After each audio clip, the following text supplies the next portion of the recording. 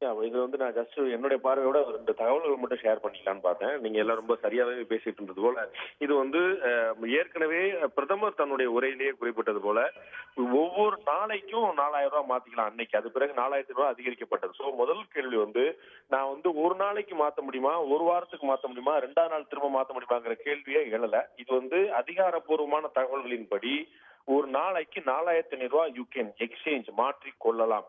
இப்ப அவங்க வந்து ஏற்கனவே நீங்க சரியா குறிப்பிட்டபடி 4, 5 வாய்ப்புகள் இருக்கு. பணம் மாற்றுவது ஒரு வாய்ப்பு, வித்ட்ராயல் ஃபார்ம் டீல் பண்றது ஒரு வாய்ப்பு, செல்ஃப் செக் போடுறது இன்னொரு வாய்ப்பு, டெபாசிட் பண்றது ஒரு வாய்ப்பு, ஏடிஎம்ல டெபாசிட் பண்றது ஒரு வாய்ப்பு, ஏடிஎம்ல பணம் எடுக்கிறது ஒரு வாய்ப்பு. நமக்கு மாற்று வாய்ப்புகள் வேற வேற இருக்கிறதுனால இவங்க வந்து பணம் மாற்றுவதற்கு மட்டும் ரொக்கங்கள் கையில இருக்கக்கூடிய ரூ. 500 ரொக்கத்தை வந்து மாத்துறதுக்கு மட்டும் இந்த மை வைக்கிறது பார்த்திருப்பீங்க. உங்க அந்த இதுதான் தகவல் சொல்லப்பட்டிருக்காங்க. இப்ப ஒரு அடிப்படையான விஷயம் பாத்தீங்கன்னா, இந்த கள்ள நோட்டையும் கள்ள சந்தையும் முடக்குவது மத்திய அரசு நோக்கமாக சொல்லப்பட்டிருக்கு. அப்ப இந்த கள்ள நோட்டுகளை வந்து மாத்திருவாங்க, கள்ள சந்தையை வந்து பிளாக் மணி பூரா ஒரே ஒரு சிறு முதலாளி இருக்கிறாரு, அவர்கிட்ட ஒரு 5 ஸ்டாஃப் இருக்கிறாங்க அப்படின்னா, அந்த 5 ஸ்டாஃபையும் 2 தடவை மட்டும் அனுப்புனாருன்னா நம்ம வந்து ஒரு நாளைக்கு 10 தடவை மாத்திருவாரு, ரூ. 45,000 மாத்திருவாரு. அப்படி 50 நாளைக்கு மாத்தினாருன்னா அவருக்கு தேவையெல்லாம் நிறைவேறிஞ்சிடும். சோ அந்த அவர்கிட்ட இருக்கக்கூடிய கருப்பணத்தை வெளியே கொண்டு வர வாய்ப்பு இல்லாம போயிடும் அப்படிங்கிறது தான் மத்திய அரசாங்கத்துடைய சந்தேகம். அது வந்து சுலபமா பயன்படுத்தக்கூடிய வாய்ப்பு இருக்கிறதுனால இது நடந்துரும் அப்படிங்கிறது அவங்களுடைய சந்தேகம். அதனால நோட்டு மாத்துறதுக்கு மட்டும் தான் சொல்றாங்க. நம்ம எல்லாருமே, நம்ம திரு ராதாகிருஷ்ணன் மூத்த பத்திரிகையாளர் உட்பட எல்லாருமே ஒத்துக்கொள்வாங்க.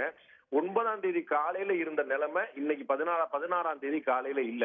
அந்த நிலைமை வந்து தளர்வடைஞ்சுக்கிட்டே வருது. அந்த பிரச்சனை, அந்த அழுத்தம் தளர்வடைஞ்சுக்கிட்டே வருது. வங்கி ஊழியர்கள் தங்களுடைய வாய்ப்புக்கு மீறி, சக்திக்கு மீறி மிக திறமையா இதுக்கு முன்னாடி இருந்த குற்றச்சாட்டுகள், அவதூறுகள், பழிச்சொல்லு, பொறாமை இதெல்லாம் தாண்டி ரொம்ப ஆச்சரியமா கிட்டத்தட்ட ஒரு மிலிட்டரி மாதிரி, ராணுவம் போல ஒரு ஆச்சரியமான பணியை நாடு முழுக்க செஞ்சுட்டு வர்றாங்க. எல்லா விதமான வாய்ப்புகளையும் அவங்க முயற்சிட்டே வர்றாங்க. சோ இந்த பணத்தை வந்து மாத்தி கொள்றது பத்தின விஷயம், ஒரு நாளைக்கு ரூ. 4000 மாத்த முடியும். அந்த உத்தரவு ஏற்கனவே இருக்குது. உங்களுக்கு தெரியும், ஒரு உத்தரவுல கிளாரிட்டி இல்லைன்னா கூட எப்பயுமே இருக்கக்கூடிய வழக்கப்படி ஒரு உத்தரவு மறு உத்தரவால் மாற்றப்படும் வரை அந்த உத்தரவு தான் தொடருங்கிறது இயல்பு. சோ அதுல குழப்பம் நிலவுதுன்னு நம்ம யோசிக்க வேண்டியதே இல்லை. இன்னைக்கும் நம்ம போய் டெய்லி நேத்து ரூ. 4000 மாத்தினவங்க இன்னைக்கு போய் ரூ. 4000 மாத்திக்கலாம், இன்னைக்கு ரூ. 4000 மாத்தினவங்க நாளைக்கு போய் ரூ. 4000 மாத்திக்கலாம். எந்த தடையும் கிடையாது, யாரும் தடை சொல்ல முடியாது, புதிய நோட்டிபிகேஷன் ஏதாவது வரும் வரை. இதுல அதே மாதிரி இங்க நீங்க உள்ள போய் பேங்க்ல போய் நீங்க பார்க்கும்போது ஒரே ஆள் வந்து 2 இடத்துல கை வைப்பாரா, எனக்கு வந்து மை இன்னும் வரலையே அப்படிங்கறதெல்லாம் யோசிக்க வேண்டியது இல்ல. ரூ. 2000 நோட்டு முந்தா நாளே டெல்லியில வந்துருச்சு. நேத்து தான் நமக்கு வர ஆரம்பிச்சது. இன்னமும் கூட இப்ப சென்னையில இருக்கிற நேத்து வர ஆரம்பிச்சது. இன்னும் நாகப்பட்டினத்துல, விழுப்புரத்துல எல்லாம் வந்து நாளைக்கு கழிச்சு கூட வரலாம். சோ இது வந்து அப்ப 2000 நோட்டு வராத வரைக்கும் நமக்கு என்ன பிரச்சனை அப்படின்னு யோசிக்க வேண்டியதில்ல. ரூ. 2000 வர்ற வரைக்கும் மற்ற தாள்கள் கொடுப்பாங்க. 2000 வந்துச்சு 2000 தாள் கொடுப்பாங்க. அத மாதிரி மை வராத வரைக்கும் மை இல்லாம என்ன ப்ராசஸ் ஓடிட்டு இருந்துச்சோ அந்த ப்ராசஸை கடைபிடிப்பாங்க. பப்ளிக் வந்து எவ்வளவு பெரிய அளவுல கீழே நிக்கிறாங்கன்னு தெரியும். அந்த வங்கி அதிகாரிகளுக்கும் அது தெரியும், அது மத்திய அரசுக்கும் அது தெரியும். அதனால அவங்க வந்து மை வரலங்க, சோ எக்ஸ்சேஞ்ச வந்து நாங்க நிறுத்த போறோம்னு அவங்க சொல்ல முடியாது, சொல்லவும் இல்ல. நம்ம வந்து அதை குழப்பிக்க வேண்டியதுல, மக்களுக்கு அந்த குழப்பமான விஷயத்தை நம்ம கொண்டு போக வேண்டியதும் இல்ல. அந்த ஏற்கனவே பழைய உத்தரவு என்ன இருக்குதோ அது நடைமுறை இருக்கு. மை வராத இடங்கள்ல கூட இன்னைக்கு நீங்க போய் ரூ. 4000 மாத்திக்கலாம், எந்த தடையுமே கிடையாது. இதுதான் ஒரு அடிப்படையான விஷயம். ஜஸ்ட் ஷேர் பண்ணலாம்னு பார்த்தேன்.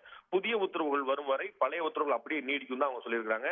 இது எந்த மாற்று கருத்தும் இல்ல, எந்த குழப்பமும் இல்ல. இந்த இடைத்தேர்தல் நடக்கக்கூடிய இடங்கள்ல கூட இது வலதுகை, நீங்க ஏற்கனவே முதல்ல சரியா சுட்டி காட்டினபடி வலதுகை இடதுகை சொல்லிருக்காங்க. இடதுகை ஆட்காட்டி வரல ஓட்டு, வலதுகை ஆட்காட்டி வரல நோட்டு. இந்த குழப்பம் வந்து இல்ல. நம்ம மத்திய அரசு ரொம்ப தெளிவா சொல்லியிருக்காங்க. வேற ஏதாவது இதுல குழப்பம் வருமா அப்படிங்கிறத பார்க்க சொல்லியிருக்காங்க. அவங்க விரும்புறது நோட் எக்ஸ்சேஞ்ச் ஆப்ஷனை குறைச்சிக்கிட்டு அடுத்தடுத்த கட்டங்களா நீங்க வேற வேற விஷயங்கள் போயிட்டீங்கன்னா இன்னைக்கு இது இருக்கக்கூடிய தளர்வு இன்னும் முழுமையான தளர்வு நோக்கி போங்கிறது மத்திய அரசு வட்டாரங்கள் தகவலா இருக்குது. Just I want to share. நிச்சயமா புரிஞ்சுக்கிட்டேன். இதுல ஒரு சின்ன சந்தேகம் எழுகிறது, அதுதான் நான் திரும்ப உங்ககிட்டயும் கூட தெளிவுபடுத்திக்க விரும்புறேன். இதுல நீங்க குறிப்பிட்ட மாதிரி இதுல வந்து நீங்க டெபாசிட் பண்றதோ வித்ட்ராவல் பண்றதோ அதை அதிகரிக்கிறதுக்கான ஒரு முயற்சியாவும் வந்து பாக்குறாங்க. செல்ஃப் செக் போட்டு எடுத்துக்கலாம், அதுல எதுலயுமே அவங்க தடை பண்ணல. வெறும் அந்த எக்ஸ்சேஞ்ச் அப்படின்னு வரக்கூடிய மாற்றத்துல மட்டும்தான் இந்த விஷயத்தை கொண்டு வராங்க. நேத்து சக்திகாந்த தாஸ் அவர்கள் செய்தியாளர்களை சந்திக்கும் போது குறிப்பிட்ட ஒரு வார்த்தையை வந்து அவர் பயன்படுத்துகிறாரு. இந்த ரூ. 4500 எக்ஸ்சேஞ்ச் அப்படிங்கிறது was a one time opportunity and not a daily limit. I want to clear any confusion that may have arisen in the matter due to language of the notification அவர் சொல்றாரு.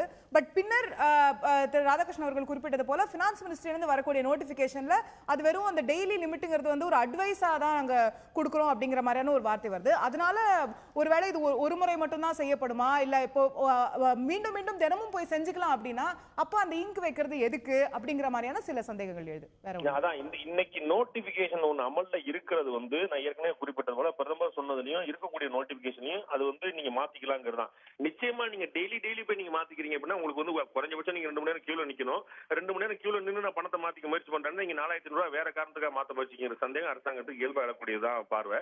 இது வந்து நீங்க மாத்திரத்தை தாண்டி பல விஷயங்கள் போக முடியுங்கிறது தான் இன்னைக்கு இருக்கிற ஒரு தெளிவான விஷயம். நான் இந்த 4500 ரூபாய் டெய்லி மாத்த முடியாதுன்னு அதிகாரப்பூர்வமா எழுத்துல அவர் ஏற்கனவே சொன்னது போல நோட்டிபிகேஷன் வராம என்ன செய்யறது அப்படிங்கிற வங்கிகளுக்கு பெரிய குழப்பம் இருக்கும். நோட்டிபிகேஷன் வரல, சோ 4500 ரூபாய் நீங்க பெர் டே மாத்திக்கலாம் அப்படிங்கறதா.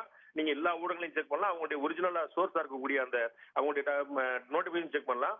அதுல வந்து தெளிவா போட்டும்போது per day you can exchange money 500 or 1000 per day 4500 rupees தான். அது அன்னைக்கு இருந்தது 4000 ரூபாய், அப்புறம் 4500 ரூபாய் அதிகரிக்கப்பட்டிருக்கு. சோ அந்த இதுல 4000 4500 அதிகரிக்கும் போது கூட இவங்க வாரத்துக்கு ஒரு தடவை மாத்தணுங்கிற மாதிரி எழுதல.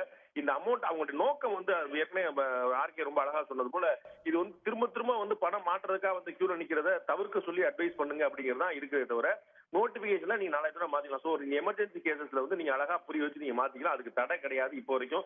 இதுதான் அதிகாரப்பூர்வமான விஷயம். நான் சொல்ல தடை இருக்குதா நாம குழப்பிக்கிறத விட தடை இல்லைங்கிற மக்கள் கொண்டு போவோம்.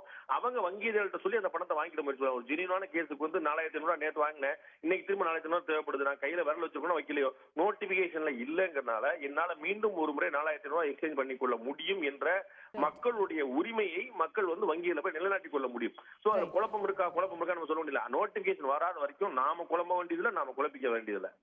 ரைட். சோ இது அதிகாரப்பூர்வமா எந்த தடையும் வந்து அரசாங்கம் கொடுக்கப்படவில்லை, அதனால மக்கள் வந்து அதுல அச்சப்பட வேண்டிய தேவையில்லை அப்படிங்கிற ஒரு விஷயத்தை பதிவு செய்றீங்க. நன்றி இந்த நிகழ்ச்சியில் இணைந்து உங்களுடைய கருத்துக்களை தெரிவித்ததற்கு.